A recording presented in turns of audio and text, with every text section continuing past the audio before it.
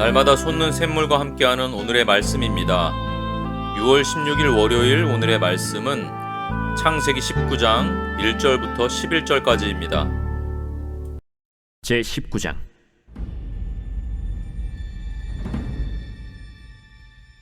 저녁 때 그 두 천사가 소돔에 이르니 마침 롯이 소돔 성문에 앉아 있다가 그들을 보고 일어나 영접하고 땅에 엎드려 절하며, 내 주여, 돌이켜 종의 집으로 들어와 발을 씻고 주무시고 일찍이 일어나 갈 길을 가소서. 아니라 우리가 거리에서 밤을 새우리라. 롯이 간청함에 그제서야 돌이켜 그 집으로 들어오는지라. 롯이 그들을 위하여 식탁을 베풀고 무교병을 구우니 그들이 먹으니라. 그들이 눕기 전에 그 성사람 곧 소돔 백성들이 노소를 막론하고 원근에서 다 모여 그 집을 에워싸고 롯을 부르고 그에게 이르되, 오늘 밤에 내게 온 사람들이 어디 있느냐? 이끌어내라. 우리가 그들을 상관하리라. 롯이 문 밖에 무리에게로 나가서 뒤로 문을 닫고, 청하노니 내 형제들아, 이런 낙을 행하지 말라. 내게 남자를 가까이 하지 아니한 두 딸이 있노라. 청하건대 내가 그들을 너희에게로 이끌어내리니 너희 눈에 좋을 대로 그들에게 행하고, 이 사람들을 내 집에 들어왔은즉 이 사람들에게는 아무 일도 저지르지 말라. 너는 물러나라. 이자가 들어와서 거류하면서 우리의 법관이 되려 하는도다. 이제 우리가 그들보다 너를 더 해하리라. 하고 롯을 밀치며 가까이 가서 그 문을 부수려고 하는지라. 그 사람들이 손을 내밀어 롯을 집으로 끌어들이고 문을 닫고 문 밖의 무리를 대소를 막론하고 그 눈을 어둡게 하니 그들이 문을 찾느라고 헤매었더라. 오늘을 살아가는 우리는 도덕의 기준이 무너진 세상 속에 살고 있습니다. 성경적 가치는 편협하다 여겨지고 진리는 상대화되고 심지어 죄가 문화와 인권의 이름으로 미화되기까지 합니다. 직장에서, 학교에서, 심지어 가정 안에서도 신앙을 지키며 살아간다는 것은 점점 더 큰 도전이 됩니다. 이 시대의 그리스도인들은 때로 세상 속에서 외롭고 고립된 느낌마저 받을 수 있습니다. 그러나 하나님은 이처럼 타락한 시대 속에서도 여전히 거룩한 백성을 찾고 계십니다. 오늘 본문은 타락의 도시 소돔 한가운데서 하나님 앞에 기억된 롯을 통해 우리가 이 세상 속에서도 어떻게 거룩함을 지켜야 하는지를 보여줍니다. 두 천사가 소돔에 이르자 롯은 그들을 보고 일어나 영접하고 땅에 엎드려 절하며 자신의 집으로 초대합니다.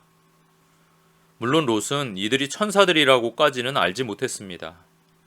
그래도 이때가 저녁 때니까 롯은 천사들에게 자기 집에서 머물다가 내일 일찍 가시도록 말씀드리고 집으로 모셔드렸습니다. 그런데 그 소식을 어떻게 알았는지 소돔의 사람들은 젊은이에서부터 노인까지 모두 롯의 집을 에워싸고 손님들을 내놓으라, 우리가 상관하겠다며 요구합니다. 이 장면은 단순한 폭력이 아니라 집단적 타락과 죄에 대한 무감각을 극명하게 드러냅니다. 오늘날까지도 영어 단어에서 남색이라는 단어를 사도미라고 하니 오늘 본문의 모습이 그대로 단어에 반영된 것이라고 볼 수 있습니다. 특히 4절에서는 이렇게 표현하는데, 그들이 눕기 전에 그 성사람 곧 소돔 백성들이 노소를 막론하고 원근에서 다 모여 그 집을 에워싸고 롯을 부르고 그에게 이르되, 오늘 밤에 내게 온 사람들이 어디 있느냐? 이끌어내라. 우리가 그들을 상관하리라. 젊은이고 늙은이고 천박한 욕정에 이끌려서 다 모여왔다는 거예요. 이것을 보면 이런 일들이 소돔의 보편적인 모습이라는 것을 알 수 있습니다. 그것도 원근에서, 즉 사방 경계에서 개떼처럼 몰려왔다는 거예요. 아니, 이것은 분명히 짐승보다 더 악하고 경악스러운 모습입니다. 이런 죄를 계획하고 행함에 부끄러움도 없이 아예 선전포고를 하며 의기양양하게 롯의 집을 에워쌌다는 거예요. 젊은 남자들이나 늙은 남자들이 롯에게 찾아온 두 사람을 상대로 빠져나가지도 못하게 집을 에워싸고 욕망에 침을 흘리고 있는 이 모습은 정말 상상도 할 수 없는 일들입니다. 그러나 사실 소돔 사람들의 악에 대해 오늘날 우리의 사회도 크게 다르지 않습니다. 자고 일어나면 말로 할 수 없는 죄악들이 드러납니다. 그리고 사실 드러나지 않은 죄악들은 이루 헤아릴 수 없을 정도입니다. 그들은 오히려 죄를 정당화하고 죄를 말리는 사람을 비웃기도 합니다. 우리는 이 시대의 흐름을 따르고 있습니까? 아니면 그 흐름에 맞서 진리를 지키고 있습니까? 이런 상황에서 롯은 목숨을 걸고 손님들을 지키려 합니다. 심지어 롯은 집을 둘러싼 이들에게 자신의 두 딸을 대신 내어주겠다고 말할 정도로 절박한 모습을 보이고 있습니다. 두 가지 악이 있을 때 우리는 보다 적은 악을 택하려고 할 것입니다. 그러나 두 가지 악 중에 아무것도 선택해서는 안 되며 선을 이루기 위해서라도 악을 행해서는 안 된다는 것이 사실입니다. 그렇기 때문에 비록 롯이 이렇게까지 말하는 것이 옳다고 볼 수는 없지만 그의 마음속에 손님 보호라는 그 의로움과 하나님의 뜻을 따르려는 의지는 분명했습니다. 그러나 소돔 사람들은 오히려 롯을 비웃고 그를 해하려 했습니다. 차라리 울부짖는 사자나 사나운 곰에게 타이르는 편이 좋았을 정도입니다. 이 장면은 오늘날 세상이 하나님의 사람을 어떻게 대하는지를 보여줍니다. 우리가 진리를 말할 때 세상은 우리를 법관이요 간섭자로 여기며 밀어내려 합니다. 하지만 그럼에도 불구하고 의인은 공동체의 마지막 기회입니다. 우리의 존재가 속한 곳을 향한 하나님의 인내의 이유가 될 수 있는 것입니다. 이제 천사들은 롯을 구원하기 위해 개입하십니다. 그리고 집 밖에 있는 자들의 눈들을 멀게 하심으로 하나님의 능력을 드러냅니다. 이 구원은 단순한 탈출이 아니라 의로운 삶을 지킨 자에게 주어지는 하나님의 약속입니다.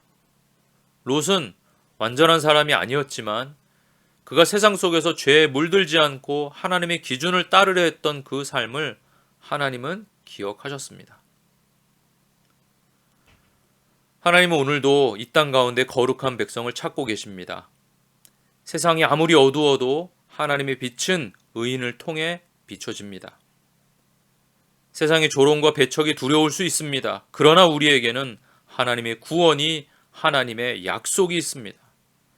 세상에 물들지 않고 거룩함을 지켜내는 삶을 사는 것, 그것이 하나님의 백성의 정체성이며 이 시대를 향한 하나님의 뜻입니다. 그러나 여러분, 우리는 스스로 거룩해질 수 없다는 것을 또한 인정해야 합니다. 롯도 완전하지 않았습니다. 때론 두려움에 무너지기도 했고 옳지 않은 판단을 하기도 했습니다. 그런데도 하나님은 그를 기억하시고 구원하셨습니다. 왜일까요? 그것은 그가 완전해서가 아니라 하나님의 은혜인 것입니다. 오늘 우리도 마찬가지입니다.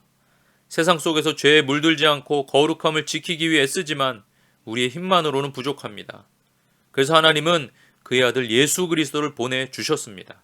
예수님은 이 세상의 죄와 어둠 속으로 들어오셔서 십자가에서 우리의 죄를 대신 짊어지셨고 부활하심으로 우리에게 새 생명을 주셨습니다. 우리가 예수님을 믿고 그분의 의의를 입을 때 하나님은 우리를 롯처럼 멸망의 자리에서 구원하십니다. 의인은 하나님의 은혜로 살아가는 사람입니다.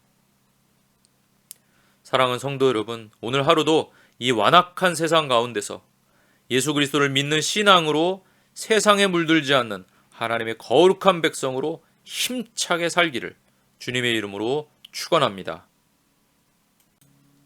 하늘에 계신 우리 아버지, 아버지의 이름을 거룩하게 하시며 아버지의 나라가 오게 하시며 아버지의 뜻이 하늘에서와 같이 땅에서도 이루어지게 하소서.